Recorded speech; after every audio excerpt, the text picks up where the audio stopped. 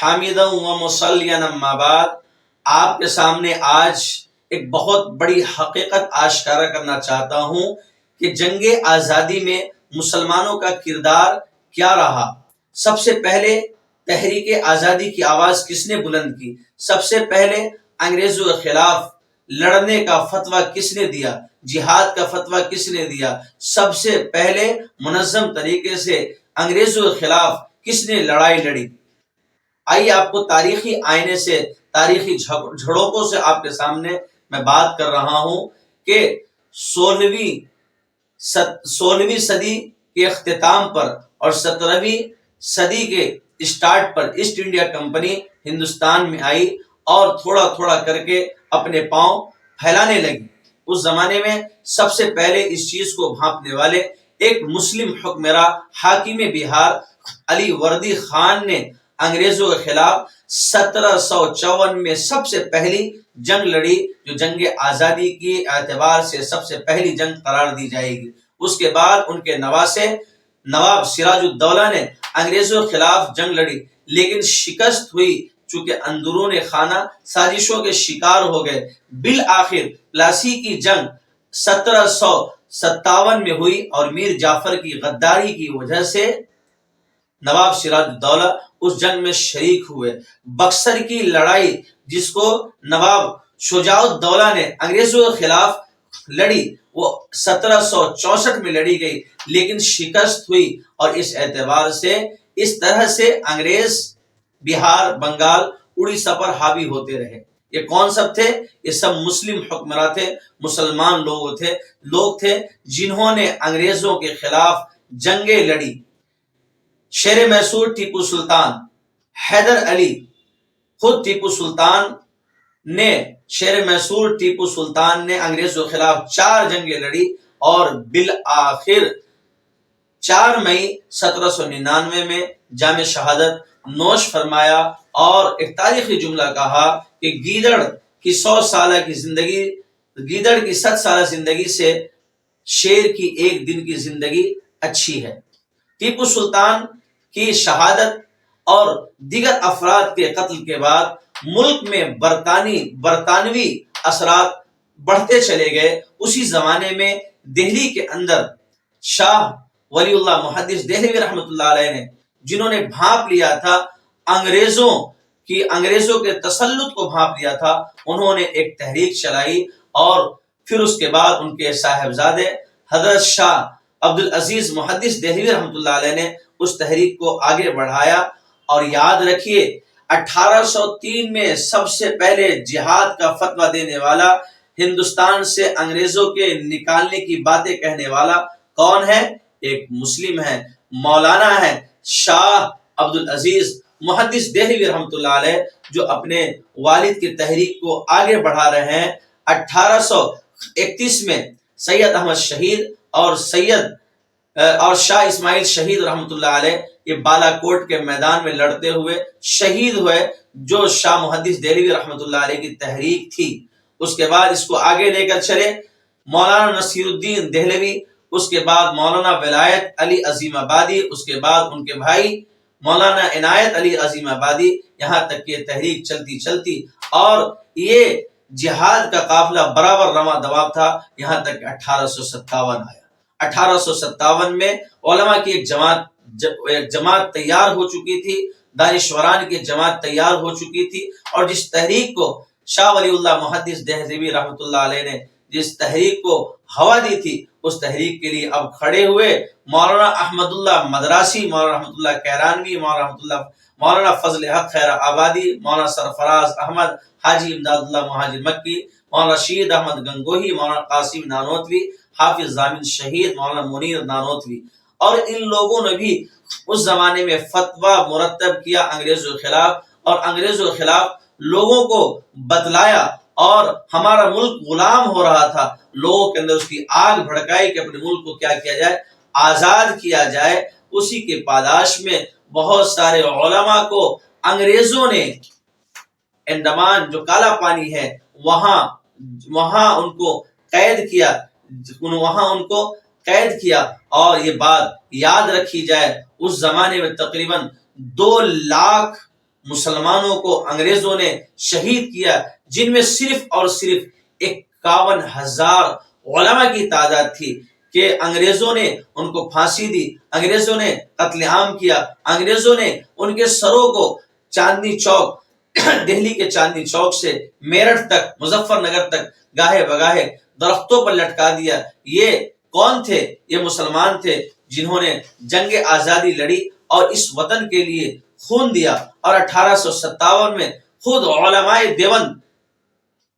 دیوبند نے خود شاملی مظفر نگر کے میدان میں انگریزوں کے خلاف جنگ لڑی، جس کی قیادت اور امیر حاجی امداد اللہ مہاجر مکی کر رہے تھے، اور امیر حاجی امداد اللہ مہاجر مکی اور قیادت مولانا رشید احمد گنگوہی، مولانا نانوتوی قاسم نانوتوی رحمۃ اللہ علیہ، مولانا منیر نانوتوی رحمۃ اللہ علیہ، لیکن اس میں حافظ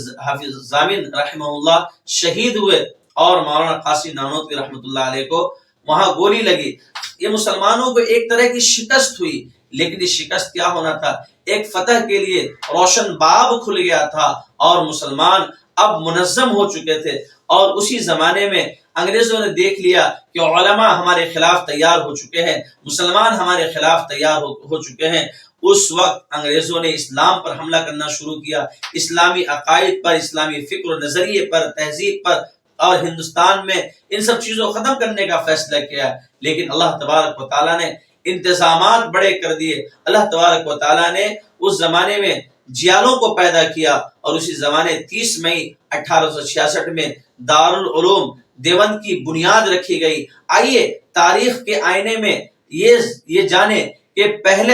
پہلا شخص، فرزند اول حضرت مولانا محمود حسن دیوبندی شیخ الہند رحمۃ اللہ علیہ نے 1912 میں تحریک ریشمی رومال چلائی، اور جس میں اہم رول ادا کرنے والے ان کے شاگرد مولانا عبید اللہ سندھی رحمۃ اللہ علیہ۔ یہ 1912 سے لے کر 20 تک یہ تحریک چلتی رہی، لیکن کسی طرح سے راز افشا ہو گیا، جس کے پاداش میں حضرت مولانا شیخ الہند رحمۃ اللہ علیہ اور ان کے شاگردان کو اسیر مالٹا ہونا پڑا۔ اسی 1919 میں جمعیت علماء ہند وجود میں آئی، اور اسی 1920 میں تحریک خلافت اور ہندو مسلم اتحاد کی آواز مولانا محمد علی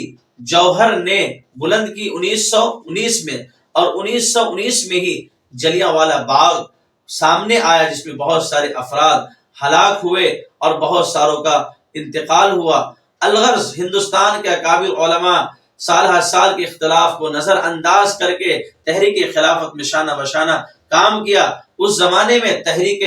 ہندو مسلم اتحاد عمل میں آیا، اور گاندھی جی اور علی برادران تمام ہندوستان میں پھر کر لوگوں کو کیا اکٹھا کیا۔ آئیے تاریخ کی بات کرتے ہیں۔ 1920 میں گاندھی جی اور مولانا ابوالکلام آزاد نے غیر ملکی مال کا بائیکاٹ کیا، اس کو ترک موالات کہتے ہیں، اور یہ بہت کارگر تھا۔ 1920 میں بھی مبلا بغاوت ہوئی، 1922 میں چورا چوری میں پولیس فائرنگ ہوئی، اور 1930 میں تحریک سول نافرمانی اور نمک آندولن ہوا۔ 1942 میں کوئٹ انڈیا موومنٹ شروع ہوئی، اور 1946 میں ممبئی میں بحری بیڑے کی بغاوت کی حمایت کرنے والے مظاہروں پر پولیس نے فائرنگ کی، جس میں بہت سے مسلمان شہید ہوئے، اور ان کے علاوہ جو علماء کی تعداد ہے تقریباً 20 سے 50 ہزار بتائی جاتی ہے۔ میرے بھائیوں، یہ علماء تھے سب سے پہلے جہاد کا فتویٰ دینے والے، تحریک آزادی کو ہوا دینے والے، اور اس ملک کو آزاد کرنے میں اگر سب سے بڑا کردار کسی کا ہے، اس ملک کو آزاد کرنے میں اگر مسلمان آگے نہ بڑھتے تو ہمارا ملک کبھی آزاد نہیں ہوتا۔ لیکن آج تاریخ کو مٹایا جا رہا ہے، اور مسلمانوں کو بالکل نام نہیں لیا جا رہا ہے۔ آپ کے سامنے مختصراً ان فریڈم فائٹرز کا نام ذکر کر رہا ہوں۔ حضرت مولانا شاہ ولی اللہ محدث دہلوی رحمۃ اللہ علیہ، مولانا شاہ عبدالعزیز، مولانا سید احمد شہید، شیخ الاسلام مولانا سید عبدالحی، مولانا سید شاہ محمد اسماعیل، مولانا امیر الدین، مولانا نصیر الدین، مولانا محمد بشیر، مولانا غلام، مولانا رفعت، مولانا عبدالرزاق، مولانا پیر محمد، مولانا علاء الدین، مولانا محمد جعفر، تھانیسری، فضل حق خیر آبادی، مولانا امام بخش، مولانا احمد اللہ شاہ مدراسی، مولانا کفایت اللہ، مفتی عنایت اللہ کاکوری، مفتی صدر الدین خان آزردہ، مولانا قاسم نانوتوی، مولانا مظہر نانوتوی، مولانا رحمت اللہ کیرانوی، حاجی امداد اللہ مہاجر مکی، مولانا رشید احمد گنگوہی، مولانا وحاج الدین مراد آبادی، مولانا منیر نانوتوی، مولانا عزیز گل پشاوری، مولانا شیخ الہند مولانا محمود حسن، مولانا محمد سید فاخر بجنوری، مولانا محمد میاں منصور انصاری، مولانا عبید اللہ سندھی، مولانا احمد اللہ پانی پتی، مولانا شبیر احمد عثمانی، مولانا مرتضی حسن چاندپوری، مفتی کفایت اللہ دہلوی، مولانا صادق کراچوی، مولانا سید حسین احمد مدنی، سید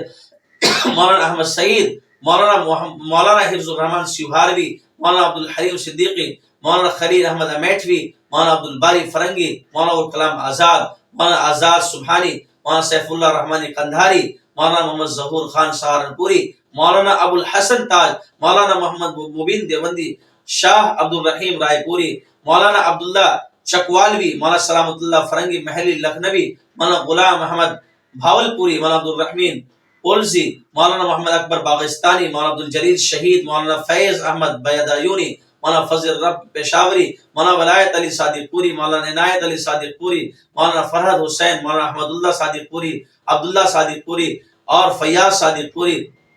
مولانا محمد نذیر حسین عرف میاں، مولانا عبد العزیز رحیم، مولانا سید شاہ بدر الدین قادری پھلواروی، مولانا ابراہیم دربھنگوی، مولانا اسحاق منگیری، مولانا خدا بخش مظفر پوری، مولانا ابو المحاسن محمد سجاد، مولانا محمد سید سلیمان ندوی، مولانا عبد الحکیم گیاوی، مولانا عبد الرحمن وفا عظیم آبادی، مولانا سید شاہ محی الدین، ابو البرکات عبد الرئیف دانا پوری، مولانا شائق بھاگل پوری، مولانا سہول عثمانی، مولانا عبد الوحید محی الدین سمستی پوری اور مولانا سید نثار احمد دربھنگوی، مولانا عتیق الرحمن آروی، مولانا عبد الباری، مولانا رحمت اللہ چتراوی، مولانا عثمان غنی، مولانا اصغر حسین بہاری، مولانا عبد العلیم دربھنگوی، مولانا عبد الرشید سمستی پوری، مولانا عبد الرحیم دوغروی دربھنگوی، مولانا محمود سمستی پوری، مولانا محمد قاسم سپولوی، مولانا سید منت اللہ رحمانی، مولانا سلیمان آوا پوری، مفتی ظفیر الدین صاحب دربھنگوی رحمہم اللہ، یہ محمد عبد الحمید بھاگل پوری، مولانا نور الدین بہاری، یہ ان تمام حضرات نے اور ان کے علاوہ دیگر بہت سارے لوگوں نے، مسلمانوں نے، علماء نے اس وطن کے لیے قربانیاں دی ہے جس کو تاریخ سے مٹایا جا رہا ہے، مٹانے کی کوشش کر رہے ہیں۔ آپ بھی سنیے، دوسروں تک پہنچائیے، بالآخر ہمارا ہندوستان، ہمارا بھارت 15 اگست 1947 کو آزاد ہوا، اور اس شعر پر میں اپنی بات مکمل کرتا ہوں۔ جب وقت پڑا گلستاں پہ تو خون ہم نے دیا، جب بہار آئی تو کہتے ہیں تیرا کام نہیں، جب بہار آئی تو کہتے ہیں تیرا کام نہیں۔ اللہ تبارک و تعالی ہمارے ملک میں امن و آشتی کی ہوائیں چلے، ہمارے ملک کو ہمیشہ سلامت رکھے۔